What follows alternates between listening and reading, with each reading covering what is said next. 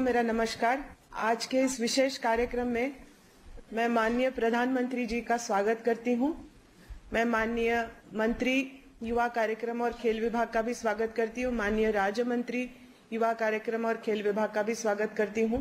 Sir, आज का दिन हमारे लिए विशेष है।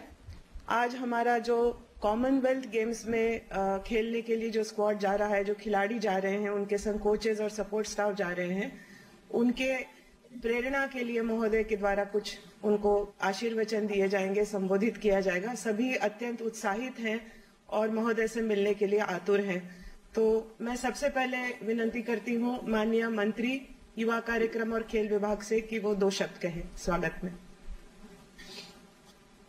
भारत के यशस्वी प्रधानमंत्री आदरणीय नरेंद्र मोदी जी, युवा कार्यक्रम एवं खेल मंत्रालय के राज्य मंत्री भाई निशित प्रमाणिक जी, सभी माननीय अधिकारीगण, सभी खेल संघों के अधिकारीगण, उपस्थित सभी प्रिय खिलाड़ियों, मैं सबसे पहले तो अपना कीमती समय निकालकर हम सबका मार्गदर्शन करने आए खिलाड़ियों को अपना आशीर्वाद देने आए आदरणीय देश के प्रधानमंत्री मोदी जी का मैं बहुत बहुत स्वागत अभिनंदन सभी खिलाड़ियों और खेल संघों की ओर से करता हूं।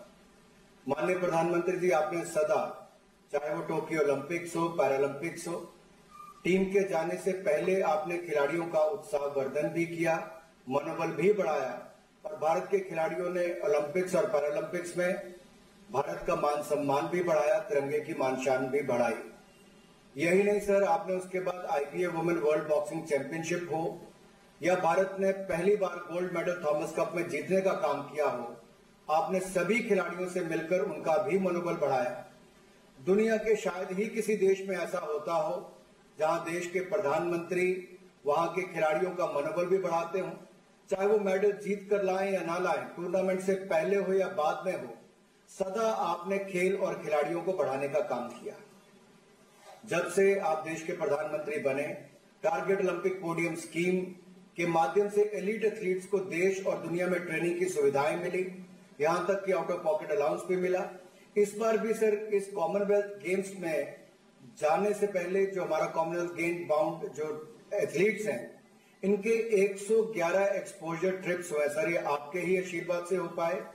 किसी तरह की कोई कमी नहीं रही। साई के जो हमारे नेशनल सेंटर ऑफ एक्सीलेंस है, वहां पर भी साल भर खिलाड़ियों के कैंप्स और बाकी इवेंट चले। सर, आपने पिछले कुछ वर्षों में खेलों का बजट दोगुना नहीं बल्कि 3 गुना ज्यादा किया है, जो खिलाड़ियों के लिए बहुत बड़ी बात है। मैं सभी खिलाड़ियों से आपका उसके लिए भी बहुत आभार प्रकट करता हूं। माननीय प्रधानमंत्री जी, हमारे खिलाड़ी उत्सुक हैं आपको सुनने के लिए, आपसे रूबरू होने के लिए।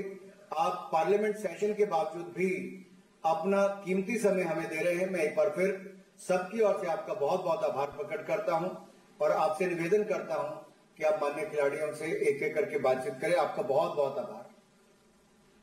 धन्यवाद सर। सबसे पहले अविनाश साबले महाराष्ट्र से, जो एथलेटिक्स के खिलाड़ी हैं, उनको मैं आमंत्रित करती हूं बात करने। पहले उनसे बात करने से पहले जी सर, जरूर 1-2 शब्द कहूंगा, उसके बाद उनसे बात करूंगा। साथियों, मेरे लिए खुशी की बात है कि आप सबसे मिलने का मौका मिला। वैसे रूबरू मिलता तो मुझे और खुशी होती, लेकिन आप में से बहुत से लोग विदेशों में अभी अपनी कोचिंग की व्यस्तता में हैं। दूसरी ओर मैं भी, पार्लियामेंट का सत्र चल रहा है तो वहां भी कुछ व्यस्तता है। साथियों, आज 20 जुलाई है। खेल की दुनिया के लिए भी ये बड़ा महत्वपूर्ण दिवस है। आप लोगों में से कुछ लोगों को जरूर पता होगा कि आज इंटरनेशनल चेस डे है। ये भी बहुत दिलचस्प है कि 28 जुलाई को, जिस दिन बर्मिंघम में कॉमनवेल्थ गेम शुरू होंगे, उसी दिन तमिलनाडु के महाबलीपुरम में चेस ओलंपियाड की शुरुआत होगी। यानी आने वाले 10-15 दिन भारत के खिलाड़ियों के पास अपना दमखम दिखाने का दुनिया पर छा जाने का एक बहुत बड़ा सुनहरा अवसर है।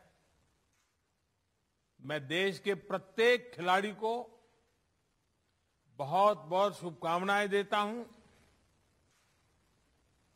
साथियों, आप में से अनेक एथलीट पहले भी स्पोर्ट्स की बड़ी प्रतियोगिताओं में देश को गौरव के क्षण दे चुके हैं। इस बार भी आप सभी खिलाड़ी, आपके कोचेस उत्साह से, जोश से भरे हुए हैं। जिनके पास पहले कॉमनवेल्थ में खेलने का अनुभव है, उनके लिए खुद को दोबारा आजमाने का मौका है। जो 65 से ज्यादा एथलीट पहली बार इस टूर्नामेंट में हिस्सा ले रहे हैं, मुझे विश्वास है कि वो भी अपनी जबरदस्त छाप छोड़ेंगे। आप लोगों को क्या करना है, कैसे खेलना है, इसके आप एक्सपर्ट हैं। मैं बस यही कहूंगा कि जी भर के खेलिएगा, जमकर खेलिएगा, पूरी ताकत से खेलिएगा और बिना किसी टेंशन से खेलिएगा। और आप लोगों ने वो पुराना डायलॉग सुना होगा,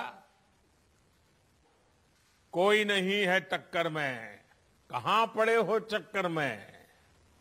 बस इसी एटीट्यूड को लेकर आपको वहां जाना है, खेलना है। बाकी मैं अब अपनी तरफ से ज्यादा ज्ञान परोसना नहीं चाहता हूं। आइए बातचीत की शुरुआत करते हैं। सबसे पहले किससे बात करना है मुझे? अविनाश साबळे महाराष्ट्र से हैं, एथलेटिक्स के हैं। अविनाश, नमस्कार।